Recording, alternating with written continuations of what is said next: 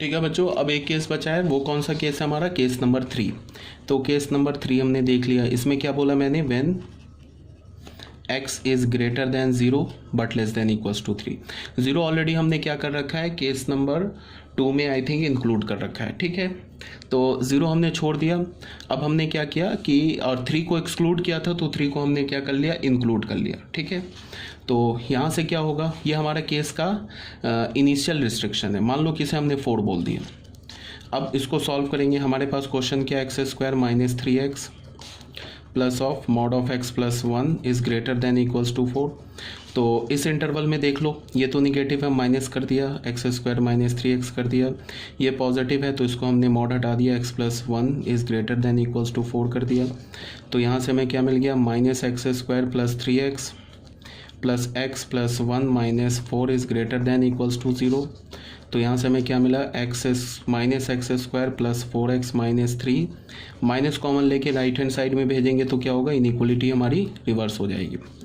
Plus minus 4x plus 3 is less than equals to 0। तो यहाँ से हमें क्या मिल गया? X square minus 3x minus x plus 3 is less than is equals to 0। x common ले लिया, x minus 3 minus x minus 3 is less than equals to 0। तो हमें क्या मिल गया? x minus 1 x minus 3 is less than equals to 0। अब बच्चों क्या है कि इसमें क्या, फिर देखो ये लेफ्ट हैंड साइड में क्वाड्रेटिक है, ठीक है, और लेस देन इक्वल्स टू 0। तो लेस देन 0 कहाँ आता है क्वाड्रेटिक में? बिटवीन द रूट्स आता है। 0 कहाँ आता है? ऑन रूट्स आता है। तो हम क्या लिखेंगे? x बिलोंग्स टू रूट क्या? 1 एंड 3, तो 1 एंड 3। तो ये केस 3 का हमारा फाइनल आंसर हो गया। सॉरी, अभी फाइनल आंसर नहीं हुआ है।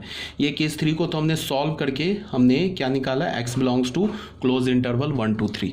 अब जो केस 3 का फाइनल आंसर होगा, इसको हमने 5th इक्वेशन बोल दिया। वो क्या होगा? फ्रॉम 4 इंटरसेक्शन 5, इन दोनों का इंटरसेक्शन, जो इनिशियल रिस्ट्रिक्शन था और जो सॉल्व करके आंसर आया, इन दोनों का जो इंटरसेक्शन होगा वो केस 3 का फाइनल आंसर होगा। तो ये क्या हमारे पास? 0 से 3, तो हमने एक बना लिया रियल नंबर लाइन। 0 1 एंड 3, 0 1 और 3 ले लिया। पहला क्या बोल रहा है? 0 to 3, 0 पर इंक्लूड है, 3 पर एक्सक्लूड है। और ये क्या बोल रहा है? 1 से 3। तो इसका देख लो, तो जो हमारा S3 आएगा, S3 क्या होगा? Solution of case 3। वो क्या होगा? Close interval 1 to 3। इंटरसेक्शन लेने पर ये कुछ नहीं है, ठीक है। अब जो हमारा फाइनल आंसर आएगा बच्चों, वो क्या आएगा? जो हमारा फाइनल आंसर होगा, मतलब जो क्वेश्चन का आंसर होगा, ये तो केसेस क्या आ रहे थे ना, अब वो होगा S1 union S2 union S3। S1 क्या हमारा फाइनल आंसर क्या होगा? S1 क्या हमारा? S1 हमने क्या निकाला है केस 1 में? केस 1 जो हमने सॉल्व किया है वो S1 हमने क्या निकाला है बच्चों? यहाँ पे ये तो 5 है ना, आई थिंक, एक मिनट।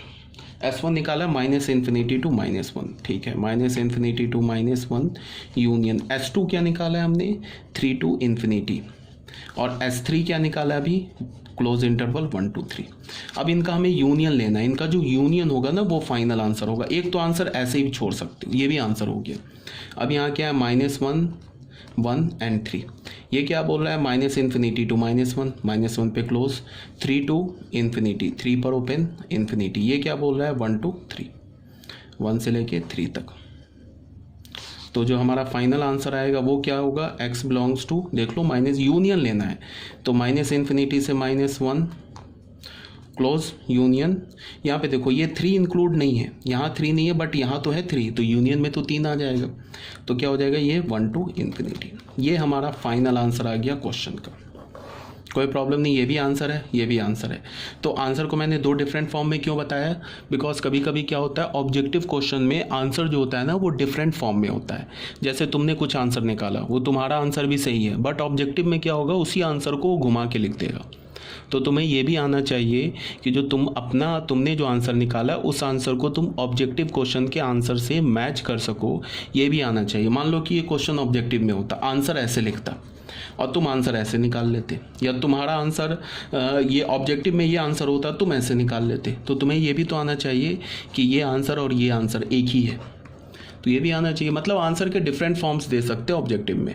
ये तुम आंसर निकालो वो कुछ और है, ऑब्जेक्टिव में जो निकला हो वही सेम आंसर है, बट वो उसका फॉर्म चेंज है, अक्सर ऐसा होता है। ठीक है, तो ये दोनों हमारा, दोनों नहीं एक ही आंसर है डिफरेंट फॉर्म में। तो ये हो गया हमारा क्वेश्चन नंबर आई थिंक 8 था, हमने सॉल्व कर लिया। ठीक है बच्चों, यहाँ तक कोई प्रॉब्लम नहीं है। ये हमारा हो गया क्वेश्चन नंबर 8 सॉल्व। अब इस क्वेश्चन में इम्पॉर्टेंट क्या है समझना, वो पहली बात क्या मैंने बोला कि हमेशा याद रखना पूरे मैथमेटिक्स के लिए कि विद इन द केस हम लोग क्या लेते हैं, इंटरसेक्शन। ठीक है, और जितने केसेस बनते हैं उन सारे केसेस के जो फाइनल आंसर होते हैं उसका हम यूनियन लेते हैं, और with in the case intersection लेते हैं। इस बात को हमेशा याद रखना। ठीक है, विद इन द केस बोलने का मतलब क्या कि जब तुम केस लिखते हो ना तो स्टार्टिंग में कुछ रिस्ट्रिक्शन देते हो और फिर केस सॉल्व करके फिर हमारे पास उसका आंसर आता है। तो स्टार्टिंग का जो रिस्ट्रिक्शन है और जो सॉल्व करके आंसर आया, उन दोनों का जब तुम इंटरसेक्शन लोगे तो वो उस केस का फाइनल आंसर होगा। और मान लो कि ऐसे तुमने 3 केसेस बनाए, तो तीनों केसेस का जो आंसर होगा, ये जो हमारा क्वेश्चन का फाइनल आंसर होगा, उन तीनों केसेस के आंसर का यूनियन होगा। ये बात तुम्हें याद रखना है, पहली बात।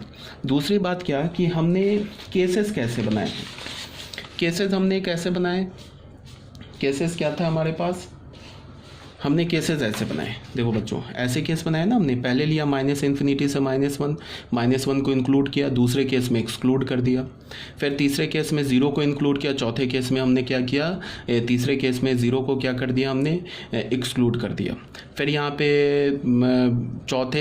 तीसरे केस में 3 को इंक्लूड किया है, चौथे केस में 3 को एक्सक्लूड कर दिया। पैटर्न है हमारा, यहाँ से -1 ले लिया हमने, इंक्लूड किया, फिर दूसरे केस में -1 को एक्सक्लूड कर दिया, फिर 0 को लेंगे, फिर तीसरे केस में 0 को एक्सक्लूड कर देंगे, फिर 3 को यहाँ पे थर्ड केस में लेंगे, चौथे केस में 3 को एक्सक्लूड कर देंगे। अगर तुम ऐसे याद रखोगे तो भी कोई बात नहीं है। अगर तुमने क्या किया कि ये -1 को भी अगर तुम सेकंड केस में इंक्लूड कर देते तो भी आंसर में कोई फ़र्क नहीं पड़ता, आंसर सेम ही आता। ठीक है, अगर तुम यहाँ भी 0 ले लेते, यहाँ भी 3 ले लेते तो कोई दिक्कत की बात नहीं है, आंसर सेम ही आएगा। बट हम क्या करेंगे, ऐसे सॉल्व करेंगे। ठीक है, ऐसे इंक्लूड एक्सक्लूड करके अपना पैटर्न याद रखेंगे, इस पर सॉल्व करेंगे। बट अगर तुम ले लोगे तो भी आंसर सेम ही आएगा, पहली बात। दूसरी बात क्या की हुआ कि यहाँ पे हमने इन दोनों केसेस को मर्ज कर दिया। कौन कौन से केसेस को मर्ज किया है, ये इन दोनों केस को मर्ज कर दिया। क्यों मर्ज कर दिया, बिकॉज दोनों का साइन सेम था। अगर तुम इसको डिफरेंट केस लेते, इसको भी डिफरेंट केस लेते, यहाँ 4 केसेस बना लेते, फिर चारों केसेस का यूनियन लेते, तो भी आंसर सेम ही आता, कोई दिक्कत की बात नहीं थी। ठीक है, बट ऐसे करने में क्या बेनिफिट हो गया, थोड़ा हमारा कैलकुलेशन सेव हो गया, एक केस कम हमें सॉल्व करना पड़ा। लेकिन तुम केसेस को मर्ज कब करोगे, जब उसका साइन सेम हो, ये भी पॉजिटिव, ये भी पॉजिटिव, ये भी, तो हमने मर्ज कर दिया। दोनों निगेटिव होता तो भी मर्ज कर देते, बट ये निगेटिव होता है, ये पॉजिटिव होता है, यहाँ ये पॉजिटिव होता है, ये निगेटिव होता, तब मर्ज नहीं करते, तब तो हमें फिर डिफरेंट केस लेना पड़ता। अब तुम क्या करना कि जब इस वीडियो लेक्चर को देख लोगे तो तुम क्या करना, इसको 4 केस बनाना, 1 2 3 एंड 4, और चारों केस को सॉल्व करके निकालना, फाइनल आंसर सेम ही आएगा। ठीक है, ये तो हो गई इसमें याद रखने वाली बात। अब हम क्या करेंगे, इन प्रैक्टिकल हम ऐसे नहीं करेंगे, ये तो मैंने तुम्हें सिस्टमैटिक वे से स्टेप बाय स्टेप बताया। अब प्रैक्टिकल जब क्वेश्चन आएगा तो हम उसे कैसे सॉल्व करेंगे वो बता रहा हूँ मैं। देखो क्या है, प्रैक्टिकली हम क्या करने जा रहे हैं, जब हमें क्वेश्चन सॉल्व करने के लिए आएगा तो उसको देखो हम कैसे सॉल्व करेंगे। सबसे पहले हमारा क्वेश्चन क्या था, देखो हमारे पास क्वेश्चन क्या था, क्वेश्चन नंबर 8 हमारे पास क्या था, solve mod of x² - 3x plus mod of x + 1 greater than equals to 4। इसे हमें सॉल्व करना है। ठीक है बच्चों, तो हम क्या करेंगे कि इसका थोड़ा आसानी से शॉर्टकट क्या है, इस मॉड के अंदर जो लिखा है ना ये पॉलिनोमियल, इसका रूट निकाल लेंगे। इसका रूट क्या होगा, 0 और 3, इसका रूट क्या होगा -1। इस मॉड और इस मॉड, मान लो 3 मॉड होता तो तीनों मॉड के अंदर जो लिखा होता ना उन सबका रूट निकाल के रियल नंबर लाइन पे प्लॉट कर देंगे। तो क्या है इसका 0 और 3, यहाँ से -1, तो -1 0 और 3 प्लॉट कर दिया। अब देखो हम केस कैसे बनाएंगे। केस 1 लिया हमने, केस 1 में हमने क्या बोला, x is less than equals to -1, ऐसे ले लिया, -1 इंक्लूड कर दिया। अब तुम क्या करो कि -1 से छोटा कोई भी नंबर दुनिया को उठा लो, -2 उठा लो, -2 यहाँ डालो तो क्या होगा, -2 डालोगे 4 + 6 10, ये अंदर पॉजिटिव आ गया ना, तो अंदर पॉजिटिव आ गया तो सीधे मॉड हटा दो। क्वेश्चन क्या था हमारा, ये था ना, ध्यान से सुनो, +x + 1 greater than equals to 4 कर दिया। हमने क्या किया, -1 से छोटा कोई भी नंबर उठाया, -2 यहाँ डाला, ये पॉजिटिव आ गया, सीधे मॉड हटा दिया। अब माइनस इससे -2 उठाया, -2 यहाँ डाला, ये नेगेटिव आया, तो मॉड हटाने से पहले एक माइनस मल्टीप्लाई कर दिया, सीधे ऐसे कर लिया।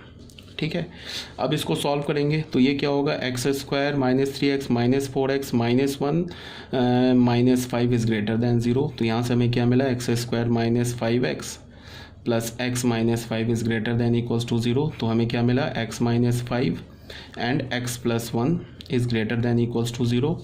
तो यहाँ से हमें क्या मिला, x belongs to -∞ to -1 union 5 to ∞।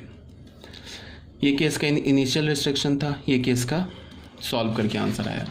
तो इसका जो हमारा सॉल्यूशन होगा वो क्या होगा, वो S1 हमने बोल दिया, केस 1 के सॉल्यूशन को, इन दोनों का इंटरसेक्शन ऑलरेडी बताया जा चुका है, -∞ to -1।